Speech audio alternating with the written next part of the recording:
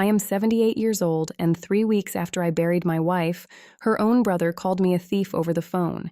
He said the farmhouse was never really mine. He said the family had been patient long enough.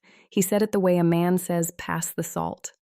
I was standing in the kitchen Ingrid had painted yellow in 1979, holding a coffee cup with her lipstick still faint on the rim. I did not raise my voice. I did not argue. I only remembered the envelope she had handed me one Tuesday morning in 2011, and the way her hand had not let go of mine. My name is Harold. I was a postal inspector for 31 years, which is a long career of watching people lie in small, careful ways. I married Ingrid in 1973 on a windy Saturday in Burlington, with her father weeping in the front pew because he had not expected to like me. We were married for 51 years. Pancreatic cancer took her last spring. I am a widower of 14 months now, and I still sleep on her side of the bed because the other side feels too wide. The farmhouse sits on a hill in Vermont, 12 miles from the Canadian border. It has been in her family since 1923. Her grandfather built the porch with his own hands, and the floorboards still creak in the same 4 places they always did. Ingrid used to say the house breathed at night. I never understood what she meant until she was gone. The day of her funeral, her brothers stood at the back of the church in dark coats. Carl, the older one, 68, a retired contractor with a face like a closed door. Edwin, 64, a man who had spent his life selling insurance and smiling at strangers. Their sister Margaret, 61, who had not visited Ingrid in the hospital, not once, not even at the end. I noticed they did not cry. I noticed Carl checked his watch twice during the eulogy. I noticed, and I said nothing, because Ingrid had asked me, a year before she died, to be polite to her family no matter what. 3 weeks later, Carl called. He said he wanted to talk about the house. He said it warmly, the way a man warms up a knife in hot water before he uses it. He said there had always been a family understanding. He said the farmhouse was meant to return to the bloodline. He said Ingrid would have wanted that. I was holding my coffee cup, the one with her lipstick still on the rim, because I had not washed it. I told him I would think about it. I hung up. I sat down at the kitchen table. I did not move for an hour.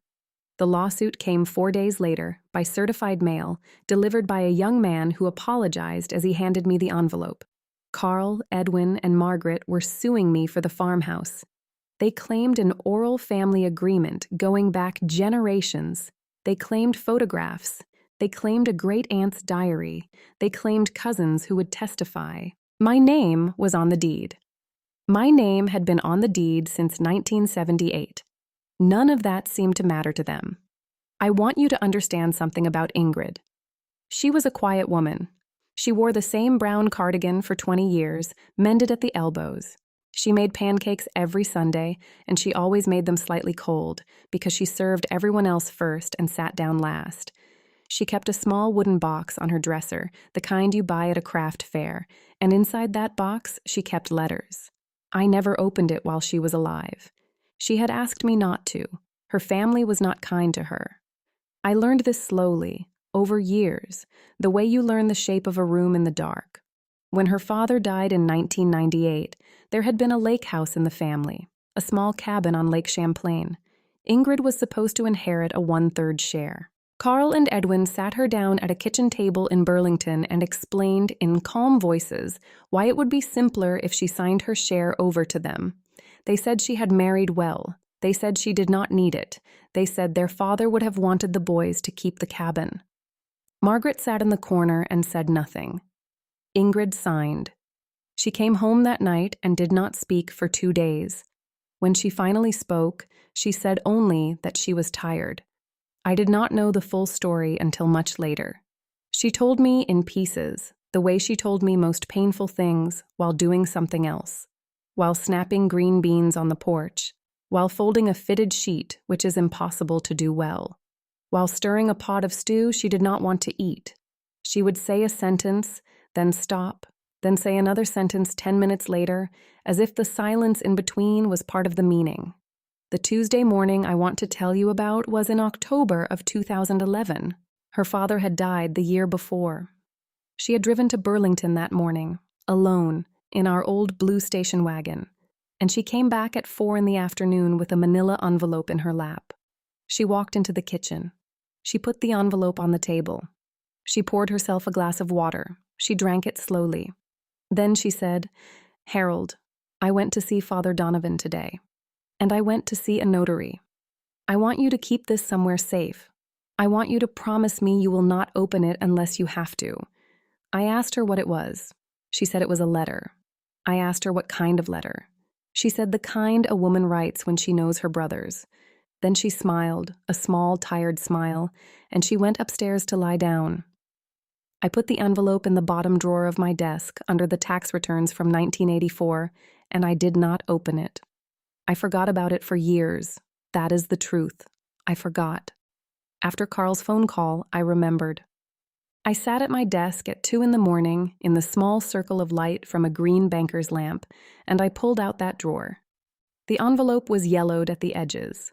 Her handwriting was on the front. For Harold. Only if needed. I held it for a long time before I opened it. I want to skip ahead because the months between the lawsuit and the hearing are mostly a blur of phone calls and paperwork and casseroles from neighbors I did not ask for. I will tell you about the small things instead. The way Carl sent me a Christmas card that December, signed warmly, as if nothing was happening. The way Margaret called me one Sunday and asked, very gently, if I would consider settling for the sake of family peace. The way Edwin showed up at the farmhouse one afternoon in February, unannounced, and walked through the rooms measuring things with his eyes.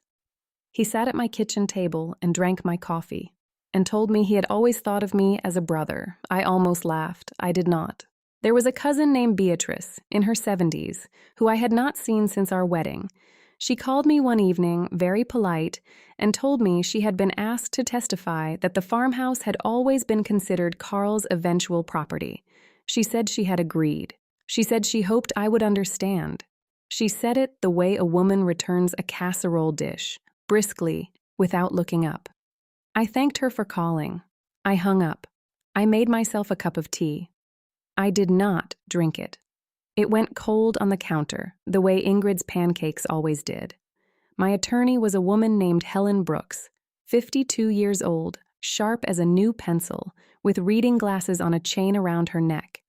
She read Ingrid's letter in her office, slowly, twice. She set it down. She took off her glasses. She said, "Harold, this is the cleanest piece of evidence I have ever held in my hand." I asked her what she meant. She said, "Your wife knew exactly what her brothers would do. She wrote this letter for this day." The hearing was in November in a small courthouse in Burlington with a radiator that hissed all afternoon. Carl wore a navy suit. Edwin wore brown. Margaret wore a pearl necklace I recognized because Ingrid had had one almost exactly like it, a cheap one from a department store that Ingrid had worn to every wedding and every funeral for 30 years. I sat in the second row in my one good jacket, and I watched them present their case, the photographs, the diary, the cousins. Beatrice did not look at me when she testified. Helen waited. She let them finish. She let Carl describe the family understanding in his calm contractor's voice. She let Edwin smile at the judge. Then she stood up, and she walked to the bench, and she entered Ingrid's letter into evidence. She asked the judge to read it aloud. The judge, a man in his 60s with tired eyes, put on his glasses and read. Ingrid's letter was 3 pages in her own handwriting, dated October 4th, 2011, witnessed by Father Donovan of St. Mary's Parish, and notarized by a woman named Patricia Wells in Burlington. In the letter, Ingrid wrote that her brothers had bullied her out of her share of the family lake house in 1998. She named the date. She named the kitchen table. She named the words they used. She wrote that she was leaving the Vermont farmhouse to her husband Harold, in full and forever, with her love and her warning. Those were her words, with my love and my warning. The courtroom was very quiet while the judge read. I watched Carl's hand. It was resting on the table, flat, and then it was not flat. His fingers curled in. Edwin looked at the floor. Margaret reached up and touched her pearls, and her hand was shaking, just slightly, the way a hand shakes when you are trying very hard to keep it still. Nobody said anything for a long moment after the judge finished reading. The radiator hissed. The suit was dismissed with prejudice. That means they cannot file it again. Helen explained this to me in the hallway afterward, but I already understood. I had been a postal inspector for 31 years. I knew what prejudice meant. Carl walked past me on his way out. He did not look at me. Edwin nodded, the way a man nods at a stranger in an elevator. Margaret stopped. She opened her mouth. She closed it. She walked on. None of them have called me since. I drove home alone that evening. It was already dark when I pulled into the driveway. The porch light was on because I leave it on now, even though there is no one coming home. I sat in the truck for a few minutes before I went inside. I thought about Ingrid driving to Burlington alone in 2011. I thought about her sitting in Father Donovan's office, writing those 3 pages in her careful handwriting. I thought about her choosing the word warning. She had known. She had known for 13 years what they would do. She had not told me, because she had not wanted me to carry it. She had carried it alone, the way she carried everything, quietly, while folding laundry, while making cold pancakes on Sunday mornings. I went inside. I made a cup of tea. I sat at the kitchen table in the chair I always sit in, and I looked at the chair across from me, the one she always sat in. It was empty, the way it has been empty for 14 months. I drank my tea. It got cold before I finished it. The house is mine. The deed is clean. The lawsuit is over. I am 78 years old, and I have a farmhouse on a hill in Vermont, and I have a coffee cup with my wife's lipstick still faint on the rim, which I have still not washed, and which I will not wash. I sleep on her side of the bed now. The other side is too wide. The floorboards still creak in the same 4 places. The house breathes at night the way she said it did. I understand now what she meant. It sounds like someone listening.